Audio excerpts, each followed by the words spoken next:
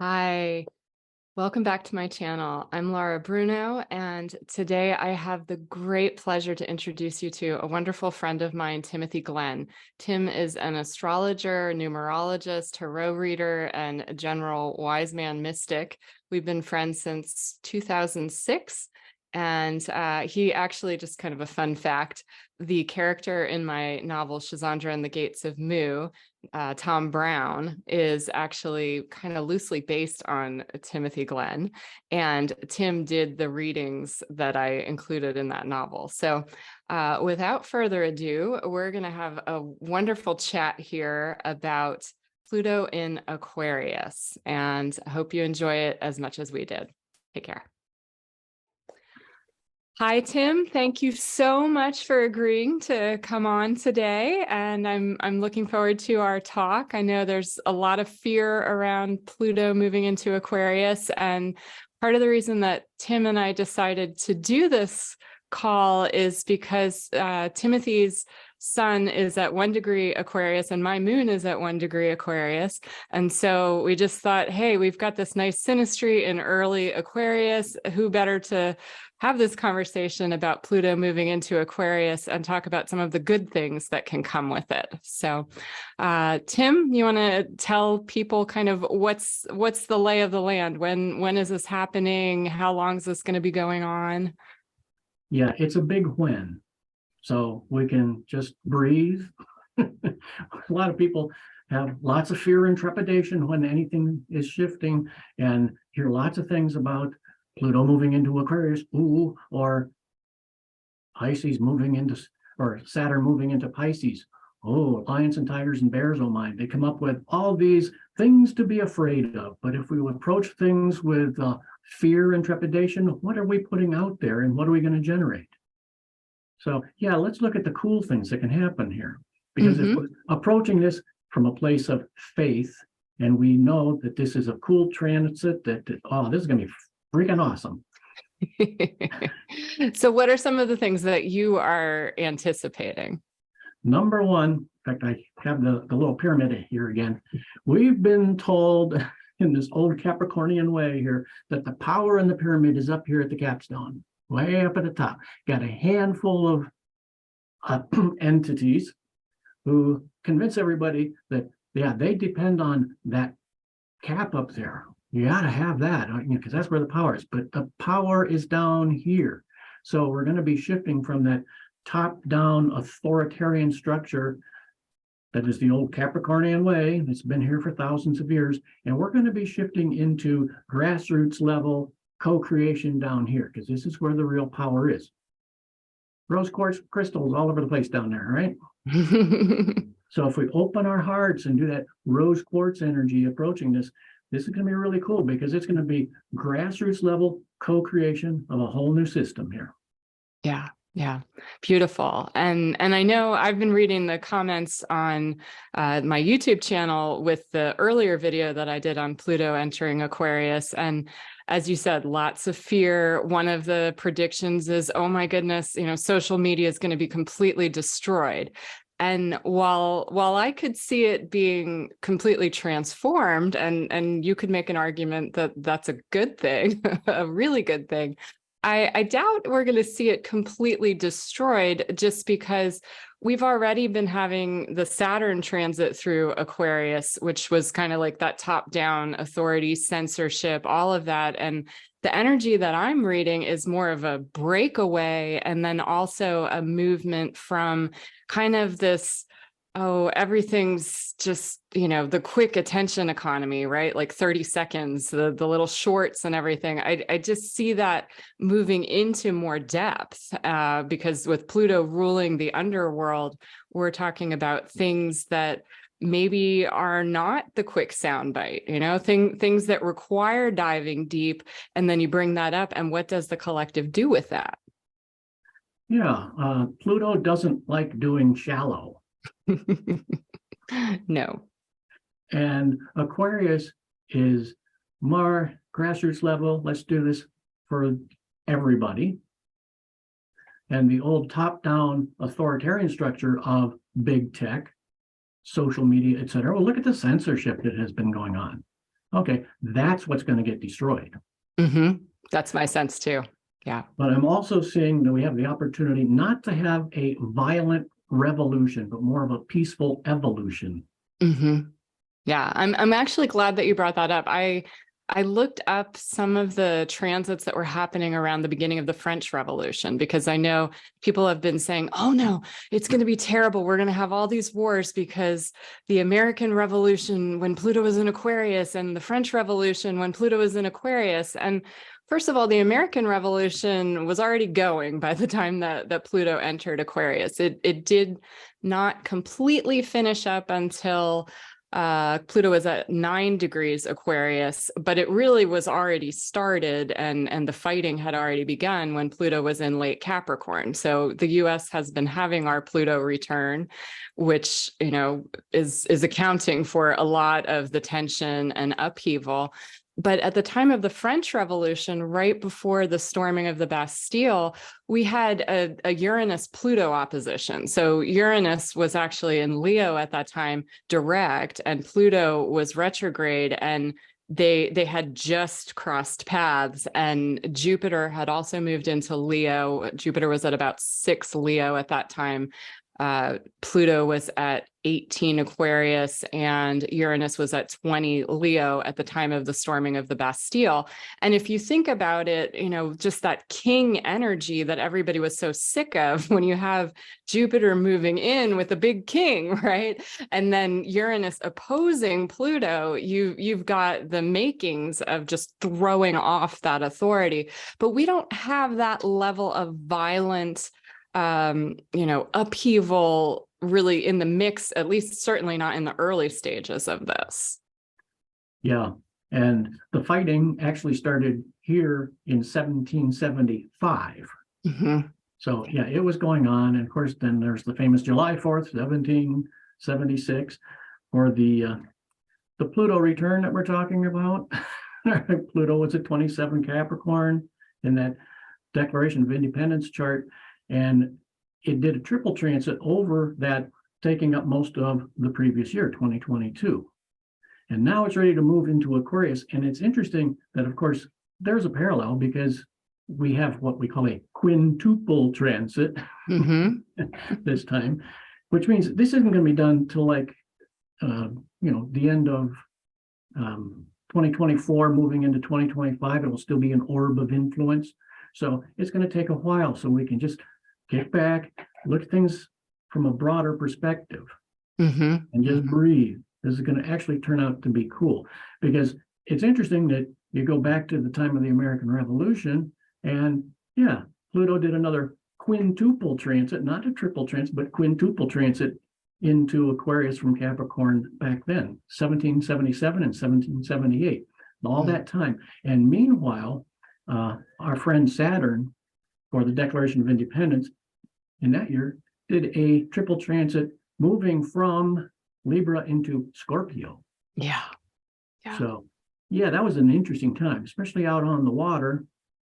John Paul Jones and so forth. 1778 was really interesting, because that's a time when I wrote down the dates. No, we don't need to go through exact dates of the 1700s, but John Paul Jones, for those who don't remember specifically who he was the one who signaled to the British, "I have not yet begun to fight," when they were telling him to surrender.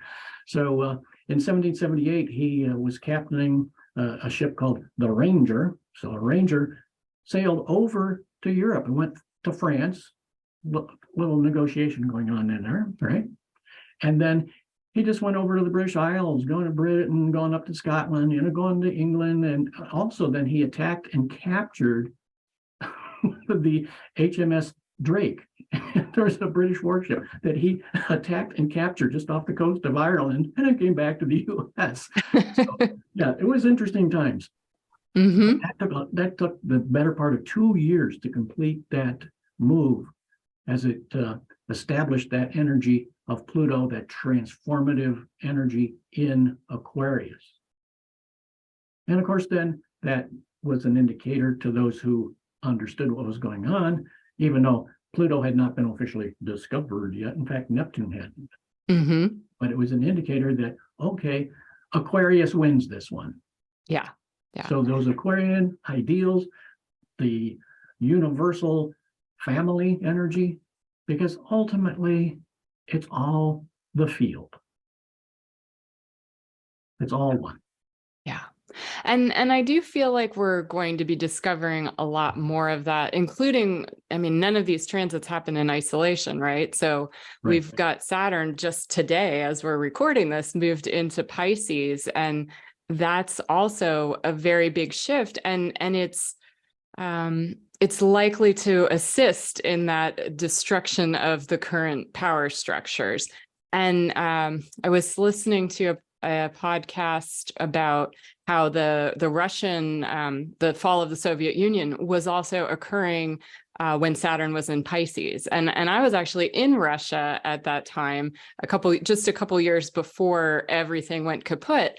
And it was this energy where nobody really believed in the authority anymore. Nobody really, it was like, yeah, we got all this communist stuff top down, all of that, but there was black market everywhere. People were just doing whatever they wanted. It was like the Wild West. And so we've kind of got that energy going on at the same time that we're having this power transfer from the top-down authority to the people, and networks, I feel, are very important. And that was also in the American Revolution too. I mean, a lot of that was born in the pubs and the coffee shops. And so there is something, and that's why I think with social media, we're likely to see a transformation of it and a deepening of it rather than a complete destruction of it, because humans are social creatures. And with Aquarius being a humanitarian sign, it to me, the really potently destructive energies are just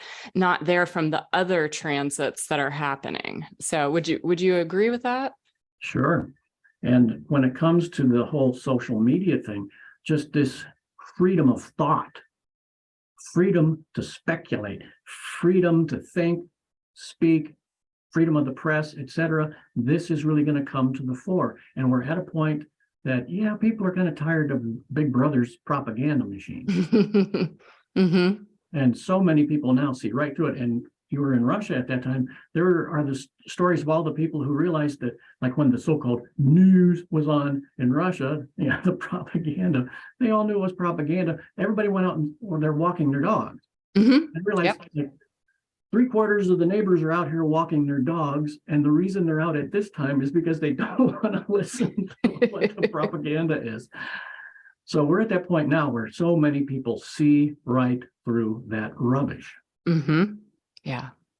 And so then the question is, what's the rebirth, right? Like there's the destruction's already been occurring, but what's the rebirth? What sorts of things are we likely to see as we deepen, as the networks? I kind of think of it like the mycelium with the mushrooms, this underground network and this connection, maybe more telepathy, even just with texting. And I mean, that when that happened, when people started texting on their phones, we started finding out just how interlinked we were. Did we become more interlinked, or did we just have it proven to us because you could text someone instead of having to write a letter and it takes 3 weeks to get delivered or something? It's instantaneous. And Aquarius ruling technology, I know there's been a lot of concern, like, oh my God, we're going to see the complete AI revolution. It's going to take us over. It's going to destroy us. And, we're going to be fighting for our humanity. I don't know. I mean, that's up, right? It certainly is up, but the energies that we're seeing are really much more to do with liberation, especially in 2023. So I know Pluto's going to be in Aquarius for like 20 years. So some of this is going to shift, but in this early start of the transit, I think we're really finding a lot of fresh energies. Yeah, and we, of course, have our own input. Mm-hmm. How are we going to approach it? Instead of constantly looking up to the top of the pyramid, it's like, well, who's going to be in charge? Well, grassroots, underground, right? The roots are underground. Okay, so it's all right, the underground is going to rise up. And so this is where we're just going to get to the point where we just ignore those few beings up there. You know, I'm in charge of the Wizard of Oz, right? Okay, Peel back the Toto, curtain. yeah, Toto has pulled the curtain aside. And of course, that guy saying, pay no attention to that foolish old man behind the curtain.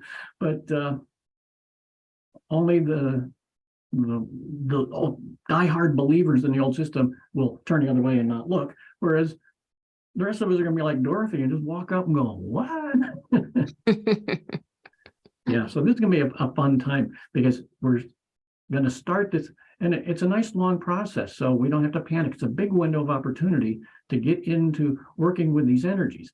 Now, people are talking about, you know, Pluto is ready to march into Aquarius, March 23rd. Okay, cool, that's great. But on May 1st, he's going to station retrograde. Yeah.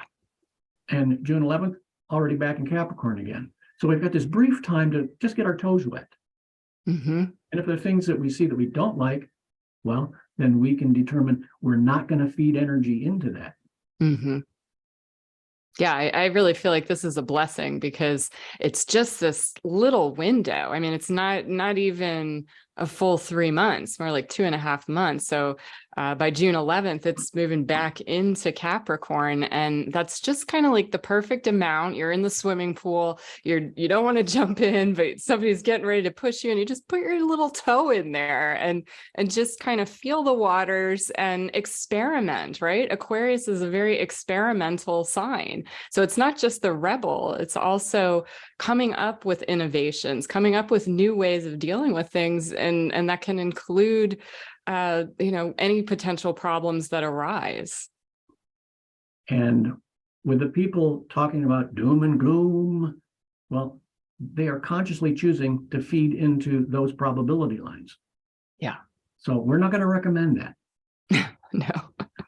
No, if you look for that, you'll find it. And that's the thing, though. You can look at any time in history and bad things have always happened.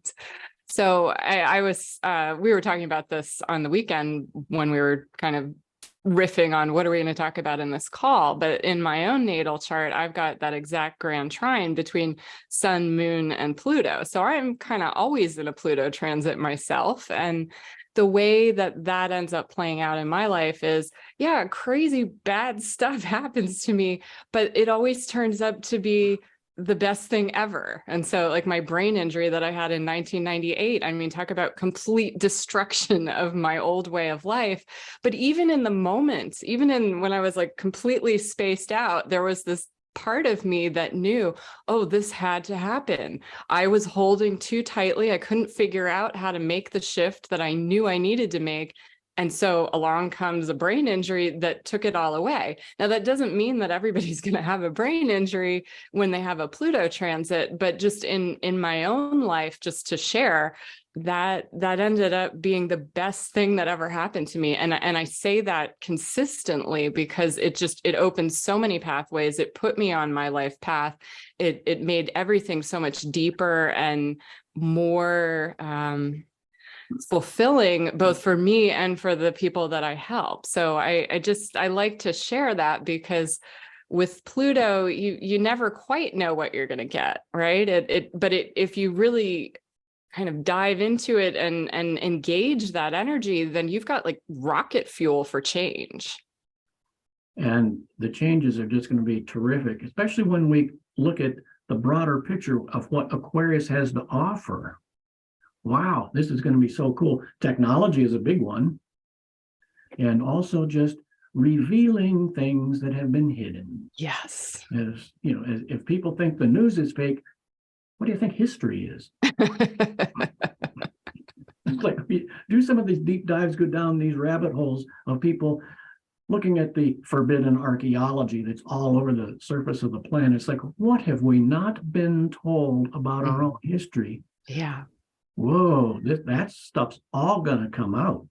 Yeah. That's going to be fun. And the technologies to help us. Mm-hmm. Like this is one of the themes, like the old Atlantean stories say, there was great technology that the few at the top held. Mm-hmm. Okay. How'd that work out? Yeah. Well, and also just the idea that the technology was so much more advanced than the spiritual growth was of the society. So there were people that were doing very spiritual things, but just it, and this is again where I think the Saturn and Pisces energy comes into play for this early part of the transit.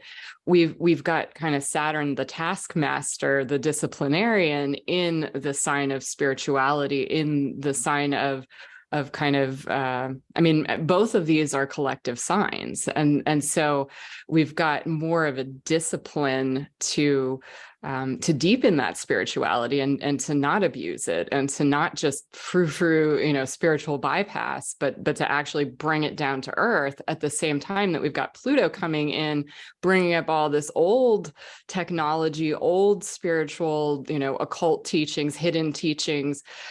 To me, I feel like people that do this kind of work, like astrology, the people that do energy work, people who do any kind of alternative healing work are going to feel this as like, ooh, you got some extra juju in what you have to offer, because people are going to be more ready for it. Yeah, and since Saturn is in Pisces, which is really the woo-woo realm, Pisces is like, okay, you want another hit off the bomb? It's like, and Saturn can give us some structure that will help us apply that in very practical ways. Mm-hmm.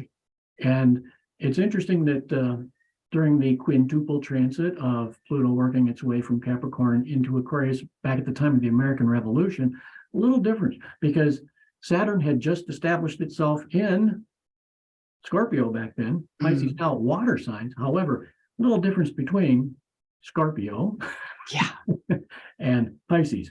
Yeah. And I want to see this. I looked this up yesterday. So also at the time of the storming of the Bastille, the North Node was in Scorpio. And whereas now the North Node is in Taurus, it's going to be there for a while longer, then it's going to move into Aries in July of this year. And I mean, those are not Scorpio energies. So like the bloodbath that came out of the French Revolution with this Uranus-Pluto opposition, it's again, we don't have those energies anymore, right? It's been nice during this time of extreme transformation that the North Node has been in Taurus, because although there have been destructive events, it's like the trend is towards establishing things, towards bringing things to earth, bringing things into a grounded being. Yeah. And if any part of that old system out there collapses, there's no part of us that needs to collapse with it. Right.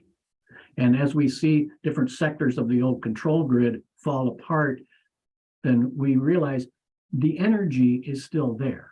It's just no longer trapped in that dysfunctional structure. And it's there for us to use. But if we keep looking up to the top of the pyramid going, well, who's going to fix this? Who's going to regulate this? Well, if we're always looking up there and giving our power to that, okay, same old, same old. But that's not really where I see this going.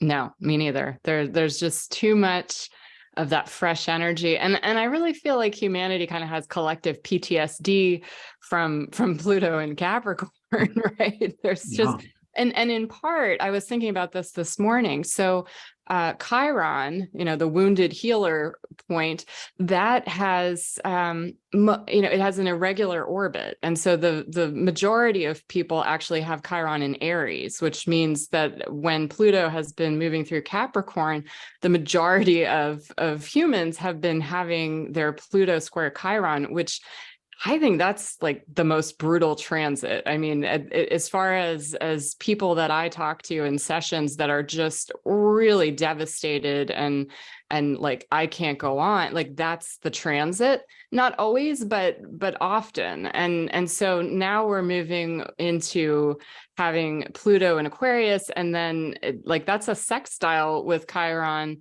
in Aries. It's not going to meet up there, but it still has that more supportive energy that I think is going to be helpful for people. Yeah, and if we're willing to let go of the old ideas and the old habits, as Praetorian has said for a long time, if you base your future on your past, you're screwed. So if we're going to approach it with our old fear and trepidation, well, then we are going to generate it. But we've got an opportunity here to generate so much. It's so cool. And this is, again, a long process. This isn't like, okay, we have to have it all done by the end of March 2022, right. Because Pluto, again, is going to station direct in October, get to October 11th. So he's back in Capricorn, stationing direct. And on my birthday, 1 degree of Aquarius, January 21st, that's when Pluto re-enters Aquarius for the second time and is yet going to go retrograde back into Capricorn. And then finally, so it'll be 5 times going over that cusp. Yeah. So it's not an emergency. Yeah. Yeah. And I want to just make a comment here. I don't normally ask people for likes or comments or subscribes or anything like that. But in this case, I know Tim and I both had quite a few requests to do this live stream, and for a variety of reasons, mostly that I have like technological issues, sort of a comedy of errors, even getting this call to work out. We're not going to ever do a live stream, but if you put comments below with your questions, we will address those in future conversations, because we do plan to do this multiple times with that quintuple crossing over of that point. And so if you've got things that this call has brought up or that you want to know about, put it down below, and we will address those. But that doesn't mean we're going to type in answers to every question in the chat, in the comments. No, future video, Yeah, future video right. discussion. If there's trends in there that we're seeing, oh, okay, a lot of people are concerned about this, or a lot of people want to hear more about this, then that can be something that we'll talk about. And same thing, if you like these things, put a like there, just because that tells me that this is something that you want to see more of. Yeah. And also bringing in a little comment about Chiron and what Chiron can do. As the technologies come forth, one thing a lot of people are theorizing about, and here's some interesting speculations out there, but yes, technologies that have been suppressed, not only for energy, which is right here in the atmosphere, but also what about for rebuilding our energy fields, our own healing? Yeah. We've been stuck in this old paradigm that is part of what's going to be Plutoized here. Yeah. It's like, okay, boom, it's going to go. It's going to be taken down. And if we open up to our own infinite possibilities, Pluto coming into Aquarius can just bring forth an explosion, like a volcanic eruption of fantastic new knowledge, or old knowledge. Very old. And many times ancient. And if you look at God, look at the old stuff that's in Egypt and wherever, India, like the Bar caves or whatever. It's like, you look at this stuff, it's like, who did that? How did they do that? I mean, they had technology that we can't even begin to touch right now. But that's the kind of stuff that can come out during this phase as we start to transition. And once we finally have Pluto fully established in Aquarius, which won't be until November 19th of 2024. So just breathe. But then it's like we're still at the beginning. Yeah. Like, okay, what can we do for the next 2 decades? Yeah. This is gonna be awesome. Yeah. That's my sense too. And in particular, the healing quality, because I mean, so much of my healing work that I've done with people as a medical intuitive for 20 years or whatever is helping them to release the old limitations, helping them to release those limiting beliefs. And when you've been injured or ill for a long period of time, it's really difficult to conceive of yourself healthy. And that's part of it, is like you start to think of yourself as disabled. And on a collective level, I think people have started to think of humanity as, oh, this is all we have. This is all that can happen. It's just, oh gosh, all this top-down stuff. And those are the kinds of beliefs that when you let that fall away, or when it gets ripped away, either way, it'll be gentler if you let it fall away. But if you don't, it'll get clobbered with Pluto here. But that's what allows for the healing. That's what allows for the new to come forth. Yeah, it's that willingness for us to realize that there's a much bigger scale of operations going on right now, And spiritually, we are part of that. We're co-creating. And for us to understand with this transit, and especially being kicked off with Saturn in Pisces, this can be so much more mystical, spiritual, and we can actually do ourselves a big favor. And one of the biggest favors I ever did for myself was it was over 30 years ago. I put my human personality to work on a need-to-know basis. Because we've got thousands of years of conditioning of, oh, I'm just a pathetic little snotling from 3D planet Earth, and I'm helpless, and I can't do this, and these people are in charge, and they will hurt me if I step out of line, blah, blah, blah. Well, I think we're pretty well done with that. Yeah. But yeah, the same thing with the healing process. You know, if you've got thousands of years of being in these avatars, then yeah, it's like, okay, lack, limitation, struggle, illness, rubbish all the time. Well, yeah, it's not like, okay, time to drop it. Yeah. So it's a process. It's a process, and it's helpful when you have external energies that are supportive of it, because the will is in conflict with itself. It's like, well, I want to heal, but I want to be right. You know, I want to be right about my illness. I want to be right that this is a struggle and all of that. And so even when you want to move beyond, there's this other part that's like, And that's where Pluto comes in and kind of supersedes that will. And if it's on your life path, if it is actually intrinsic to who you are, it'll stay. It might have a different form, but it's not going to get obliterated, because that's inherent and intrinsic to who you are. But if it's something that you just kind of picked up along the way, maybe totally unconsciously, that's the stuff that Pluto destroys. It's like the things that needed to be destroyed anyway. Yeah, the things that aren't really you anyway. Mm-hmm. So the whole shift here is opening up, and Aquarius wants to open up to these weird ideas. Yeah. It's like all kinds of cool, infinite possibilities here. And as we open up to that, well, we are the creator. You know, there is only the one infinite energy field. We are all the field. Mm-hmm. Call it God, spirit, creator, whatever you want to call it. It's just the field. We are the field. And I love that quote from Rumi. You are not a drop in the ocean. You are the ocean in a drop. Mm-hmm. And if we are willing to step into our universal creatorship, we can use this energy of Pluto moving slowly, like 2 decades worth, in Aquarius to open our perceptions of what can be in this life for us, in this world. And again, co-creation. It's not the top-down authoritarian thing anymore. Right. So what's your best advice for people that are nervous about this, or that don't really know anything about this, between March 23rd and June 11th? What would you say, best advice? Watch the patterns and understand that this is just like, okay, testing. And we're just getting our toes wet in an energy shift here. And if you see things you definitely don't like, then it's an opportunity for you to recognize that and start making the shift. Be willing to let go of things that aren't going to serve you anymore. But also, on the other side, let's look at the cool stuff that happens and the patterns that we like. Mm-hmm. Yeah. Oh, well, then we can amplify that, because we are going to be moving more into choice. Yeah. Yeah.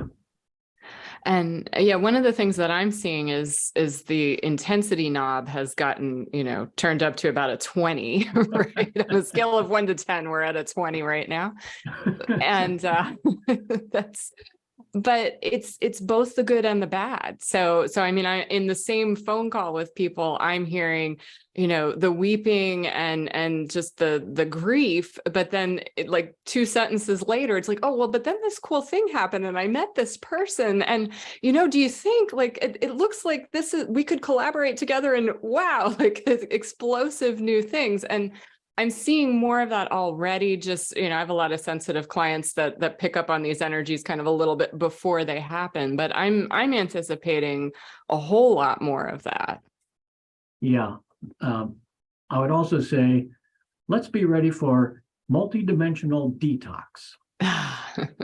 Because that's really what you were just talking about, when the people are crying 1 minute and then, oh, cool stuff. Next, they were just detoxing. It's like the emotional body has stuff to let go of. And, when a lot of the old trauma has been stored in the tissues, and release that. And sometimes people are crying and they don't even know why, but it's just something being released.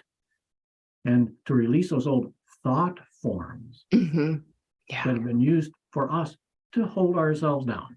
Yep. Yeah, the louche purveyors may be out of business. Yeah.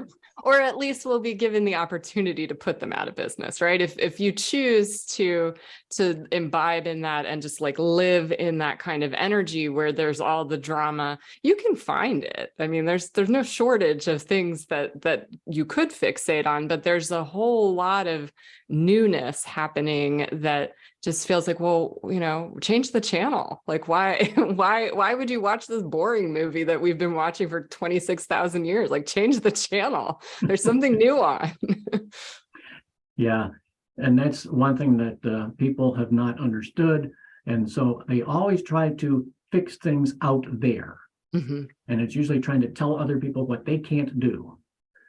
But remember, Bucky Fuller was one who echoed Plato and others who said, we're not going to effect change by fighting the existing system. Right. Instead, we focus on something new. We create something new that's going to render the old system obsolete. Besides, this old top-down authoritarian structure of the old world here has always needed our power, our acquiescence to survive, much less to thrive. Yeah. All we have to do is withdraw more and more of our own energy and let it phase out. Yeah. And also belief too, which again is why I'm really excited about Saturn in Pisces, just because having witnessed that in the USSR and just collectively seeing everybody was just like, yeah, it's a joke. Like, just, I mean, and there was, it was just this really fun, lively energy. I mean, I was 17, which is, I mean, some of the stuff I can't believe that I did in the USSR. I'm like, oh my gosh, I'm lucky I didn't wind up in a gulag, but you could get away with it then. And that's kind of what I'm seeing. Yes, you know, there's challenges that come with that when stuff is being broken down, there can be a vacuum, but that's where we're called to be creative. You know, that's where that Aquarian innovation comes in. If you see something where the bottom has dropped out, then that's actually an opportunity. Like, fix it, find a way to address that. And if you do, then all of a sudden your struggle, you're in a totally different position where you're helping humanity and you're doing better. Yeah, if we're actually willing to step into the greatness that we really are. You know, there's that old thing from one of the old Marianne Williamson books. Yeah. We don't fear that we're inadequate. Yeah. What we actually fear is that we're powerful beyond measure. We are the field. Yeah. So if we're actually willing to use that Aquarius expansion and at the same time take advantage of these times where we've got Saturn in Pisces, let that become the energy that we just bask in. And it's like, okay, now it's going to blossom, it's going to grow, and just let it be, let it go. Because there are times that, yeah, the human personality will have something real obvious. Okay, obviously this is what's causing my heart to sing, and my physical body's excited, my mind's going, oh, this is freaking cool, man. And so, yeah, circuits are all on, do it. But if we realize we are not on the human level in charge. Yeah. The spirit is in charge, and we are that spirit. And that's, I feel like, one of the old beliefs that is undergoing a course correction is we've put all this faith in, and I'm talking collectively, there's been the faith in that top of the pyramid. That's not really where that faith, like, that's a misplaced faith, right? Like, and it's not, oh, we have to do everything ourselves, but there's something higher, there's something grander than that.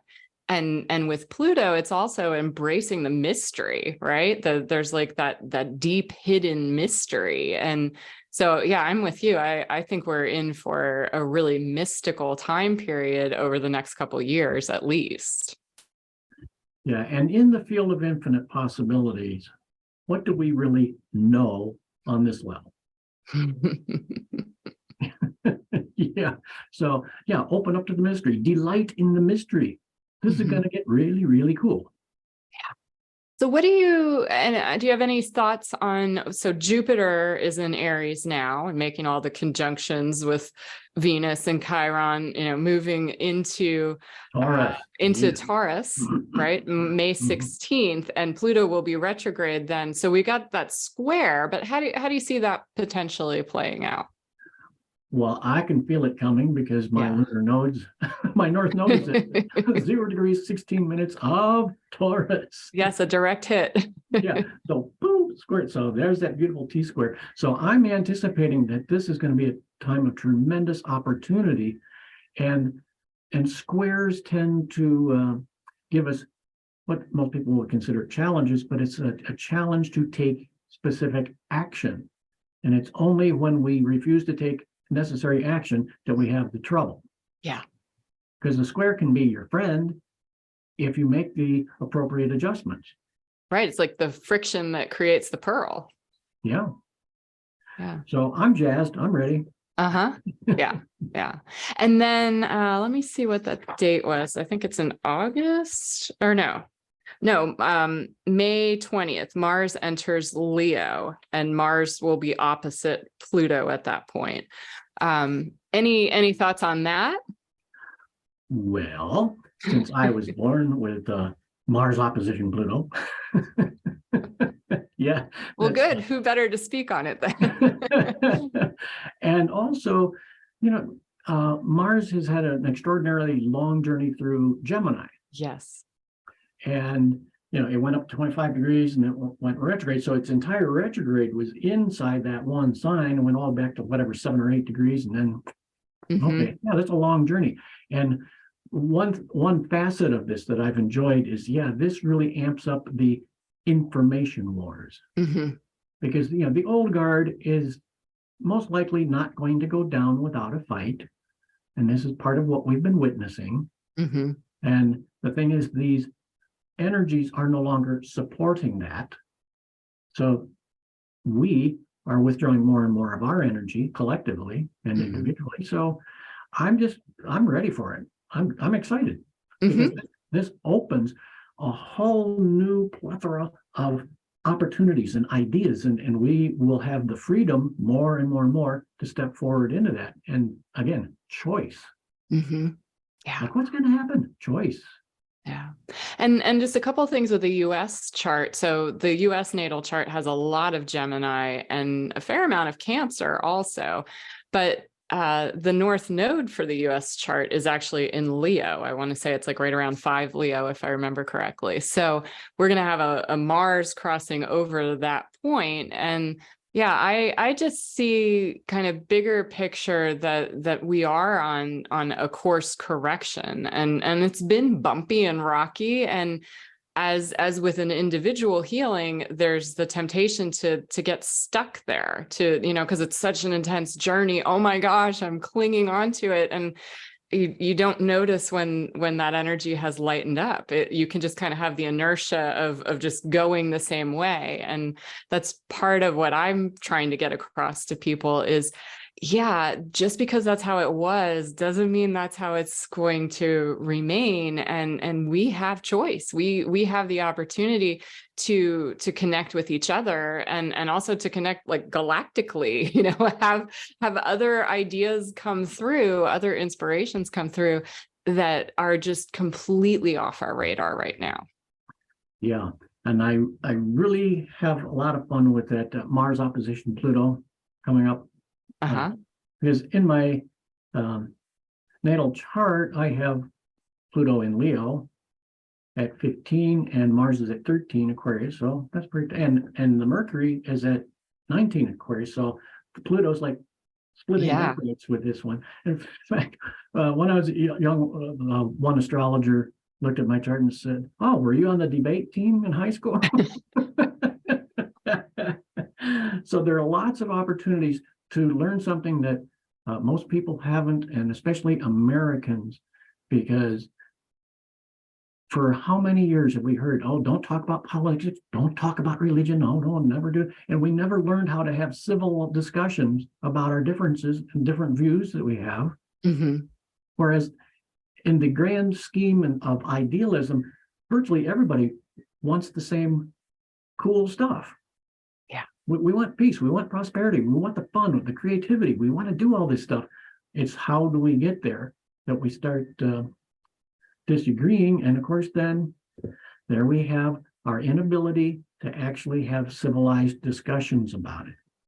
And do you see that changing with Pluto and Aquarius? That's going to help immensely. Yeah. Yeah. Yeah. That's my sense too. And to be open to understanding that there are endless perspectives on this. And usually when we look for something and, like in that, okay, how do we govern our affairs, et cetera here, usually the solution that's most workable at a time is not going to be out at either extreme. Right. It's going to be somewhere in the center. Yeah. And of course, when we think we know, and we're willing to destroy somebody else's life because we know we're right and they're wrong, well, okay, good luck. Yeah, well, the energies are just not supportive of that anymore. That's all shifting, right? With the things that we're talking about right now, that's massive shifts of energy that will no longer support that. Mm-hmm. And oh, go ahead. No, go ahead. Go ahead. Oh, I was going to say, so there's a lot of issues, obviously, with kind of a poisoned earth, right? Like all the toxic train derailments and exploding chemical factories and all of that. In my Pluto video, my earlier one, I was talking about the potential for new developments in cleaning up the earth, and even old ones like medicinal mushrooms can sop up a lot of radiation and toxins. I mean, there are some untapped things, but I did that video before all this stuff started. So I'm just curious if you have had that same sense of kind of the Aquarian connection, not just as the humanitarian sign, but also as the sign that does want to protect the earth, that does want to, heal and protect our planet. How do you see that playing out with Pluto there? Well, with the explosion of technologies and knowledge that will be coming out, we could clean it up with the push of a button. Yeah. I'm not giving our power away. I'm not for giving Gaia's power away. So my avatar has the ability to do that. But like that, sure, kid. I am just opening up to these possibilities, not giving our power away to these external forces anymore. Yeah. And understanding that it's all just energy patterning. Mm-hmm. And if we step into these ideas that can become manifested here, okay, yeah, it's no big deal to clean it up. Okay, now we have these microbes. Oh yeah, they can actually eat and consume these plastics or whatever else, and it goes right back into what Gaia wants in her biosphere. Mm-hmm. Mm-hmm. So approach it with faith, not with fear. Yeah. Yeah.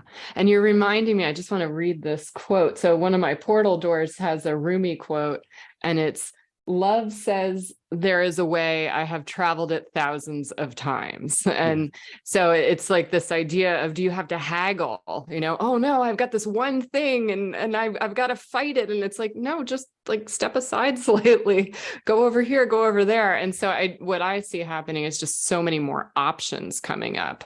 And if you find a closed door, that really doesn't necessarily mean no. It doesn't even necessarily mean not yet anymore. With Pluto and Capricorn, it might have meant not yet. But with Pluto and Aquarius, it's like, oh yeah, just turn your head a little bit, like look over here.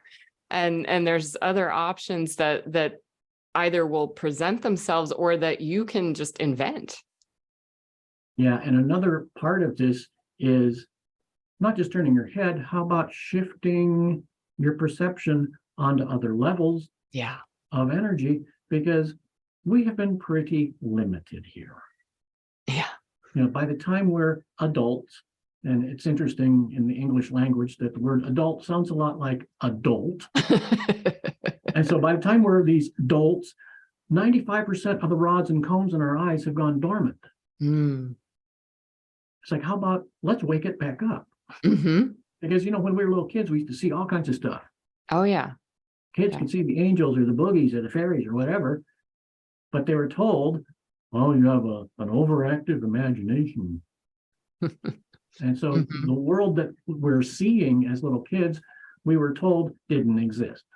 Yeah. But we're experiencing that realm, and then the one that we're supposed to be growing up in and being part of here is a different world, and that other stuff isn't here. It doesn't exist.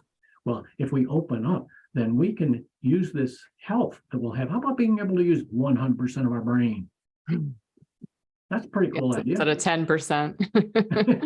It's like, yeah, wake the whole thing up, make it vibrant, make it healthy. Let's become whole again. Yeah. That shifts the whole thing. And really, when it comes right down to it, if at the very base we shift from fear to love, everything else will fall in place.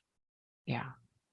And we were talking about this on the weekend too, that for some people that's too big of a jump, right? Like to go all the way from fear to love. It's like, oh, I can't get there. Oh, I guess I'm stuck with fear. No, just pivot a little bit, right? Like give yourself the benefit of the doubt. So you don't have to jump all the way to love, but maybe instead of like living in the worst possible case scenario, take it over here a little bit where it's like, okay, well, maybe that's not true. Because if you can at least kind of start to chip away at some of that, it then loosens things up. And when you're more open to being able to see something else, you are more likely to see it if you're looking for it. And so I think that's important, because if you're looking only at this one location that is very fear-based, then it's going to be hard to shift to love. That's just going to be up here. But if you can give yourself the benefit of the doubt that maybe you don't know everything, or maybe there are these other things, then the universe will show you. Like you'll have examples, and then it's easier to make a shift that is based on faith and things that you haven't totally seen because you've gotten some glimmers of it. And one step at a time. I mean, how many times have we heard that? One day at a time, one step at a time. You don't need to do it all at once. And so when we have this little window from March 23rd to June 11th, while we actually have this phenomenon of Pluto in the early part of Aquarius, that gives us a time to look at things that we might be able to shift to one degree or another. And instead of going, oh, well, I didn't do the whole thing. Well, why not just acknowledge that you moved in the direction that you wanted to, and give yourself credit for what you did accomplish? Yeah. Yeah. And also just realizing that this is such a fantastic opportunity to let stuff go. And we've all got something that we want to let go. I mean, somebody in the comments was saying, oh, I'm cleaning out my closet. I was like, great. Like, that's fantastic, because it's not just about clothes. It's about, the old restrictions on our identity. How do we present ourselves? So that can seem like a superficial thing to do, but it's actually, you're engaging that fresh energy. And my sense is whatever way you're engaging it, like take the low-hanging fruit. Pluto's going to be in Aquarius for a long time. And so if something's coming up as a really obvious thing and you don't mind shifting it, then it's almost like, okay, I've done my Pluto. Like I've done my change here. And a lot of times the transits will go more gently for you, because at least you're bringing that change energy in. Where people run into trouble is when they're like, I'm going to dig in my heels and I'm just going to resist this. And nope, not going to budge. Then Pluto's like, oh, here's a tsunami. Oh, you still are standing there? Oh, another one. Oh, you're still standing there? Okay, another one. And, after like 3 years of that or something, you're usually like, oh God, okay. But it doesn't have to be that long, right? You can get the message on the whisper, right? You can get it in the beginning and make the change. And then you've got like, you're surfing and you've got a tsunami behind you to make the change that you want to make. Yeah, because, Pluto having such a wide orbit here, it takes a long time to get around one time. So when Pluto comes to any tender part of our chart, he's going to be there for a while. Yeah. It's like he doesn't do a flyby. No. It's like, okay, God, it was a busy week. It was crazy. It was like, oh, that was this Mercury transit. Okay. or the moon, with a matter of hours. Okay, that was done. Okay, Pluto, no, he'll come up just within the orb of influence, and he'll give you that whisper, give you that little nudge. Yep. And if you don't like that, and you're just out there not aware of the processes here, you go, okay, well, whew, that's done. But then he comes direct again, and he comes up even closer. Yep. And if you didn't take the nudge, he'll give you a shove. Yep. And then he'll go retrograde again. Still in the order of influence. And then he's going to come up, and he's going to come right onto that exact tender spot. And it's not the change that causes the pain. It's the resistance to the change. Yep. And if you're still resistant or in resistance, yeah, he's probably going to kick your ass. Yeah. Yeah. Yeah. But, Pluto's one of those ones where in retrospect, you look at it and you're like, oh yeah, I needed that. Yeah. I mean, I go back to my brain injury again, and it was like, yeah, I was on an academic path. I knew it wasn't my path, but I didn't know how to get off of it. And sales wasn't my path either. And so, bring the wrecking ball. It ends up just making things happen, but they're the things that needed to happen. Yeah. Like one of my favorite comparisons of the work of Pluto and Saturn is that unlike Saturn, Pluto does not do remodeling jobs. It's like urban renewal. Yeah. Yeah. It's like, okay, take it down to bedrock level, build something completely different here. Yeah. And of course, there have been people who want to have Pluto dartboards and just, Pluto tore down my slum, but, Pluto then gets no credit for the beautiful office park that's sitting in the same spot. Yeah. Yeah. So we're trying to keep this to about an hour. Any last few minutes of tips or things that you think that we should tell people before March 23rd or June 11th? Well, be willing to shift your identity. If we've still got energy in us, and we all do, these are confessions, we've still got places in us where we're still identifying as the struggling little earthling, struggling little human. That's all we are. We are the infinite field. So bit by bit, start opening up to your own glory, because everybody is the field. Yeah. It's infinite possibilities. We are the field. We have infinite possibilities. So what do you want? Yeah. Oh, beautiful. Yeah. And I just keep seeing, and I wish I would have thought to take it out here, but the Robin Wood Tarot card of the Judgment card, where she's in the fiery cauldron and the phoenix has the wings spread behind her, and woo, she's just up there. Oh, you're going to bring it out. I am. But that phoenix energy is very Plutonian, and this, there we go. Yeah. I've been seeing that the whole time we've been talking, just this energy of the phoenix, and she's not ashamed. She's naked because she's not ashamed. And that is one of the beautiful things of Pluto is it makes you face your demons, right? It makes you face your inner shadow, but also Pluto eliminates that shame. That's one of the things that gets eradicated through a Pluto healing. And that is a beautiful thing, I think, for individuals, but also as a culture. I think we're going to see some really amazing things come from that. Yes. And in the Shapeshifter deck, card 20 is not judgment, it's transcendence. Ooh. Rise above it. Mm-hmm. Yeah. Cool. Yeah. So But we'll so lovely talking with you. I'm sure we'll do this again. And how do people find you? soulpurposereadings.com. All That's right. SOUL, soulpurposereadings.com. Great.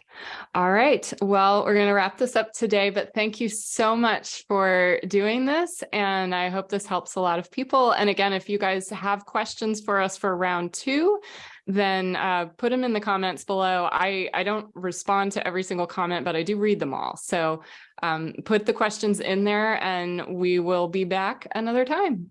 All right. Take care for now. Bye-bye. Right. Bye. So you know what? I looked up on my blog the first article that you ever published, and it was January 4th, 2012. Oh, wow. Yeah. So we've been going for over 11 years. Wow. Okay. Yeah. Oh, that was when we were just getting into Uranus square Pluto. Yeah. Because it went exact for the first time in June, because that was 7 times. Yeah. Yeah. Your article was 2012, A Call to Co-Creation. So here we are. All right. All right. Awesome. Well, cool. Thank you. Yeah, thank you. This is fun. Yeah, I feel really, really energized by this. Yeah, me too. Yeah. Now that I like figured out how to do the technology. So, Yeah. There's always a way. yeah. Yep. Always a way. Very Aquarian. That's right. I'm having the whole Aquarian collaboration thing. Like that's how I'm able to do all the stuff that I've been doing, because I don't know what I'm doing. But yeah, no, this was lots of fun. And so I'll get this to Mike. I'll get the introduction done. I'll just do it once we hang up. And then I'll let you know when it's ready. Okay, cool. Very cool. And actually, if you want to throw this in on the introduction, just throw on your little whatever it was, like 15-minute video about how I got into astrology. Oh, just mention that I talked about you. The whole Shazandra thing. Yeah. Yep. Yeah. Okay. Yeah. I've done astrology for a few weeks, so. Yeah, a few weeks. All right, cool. Well, this was great. I'm all for it. I'm all in. Yeah. All right, cool. Okay, thanks. All right. Chris. Take care. Okay, bye-bye. Bye. Hi, if you're still watching, I just thought I'd share some of this part. We kept the recording rolling after we said goodbye, and some of the parts are just kind of fun. So, as I mentioned at the outset, Tim and I have been friends since 2006. We've got Sun conjunct Moon, which is one of the nicest synastries that you can have with somebody, and it's just always been easy. But I just thought people might want to see some of the continued conversation. All right. Till next time. Bye.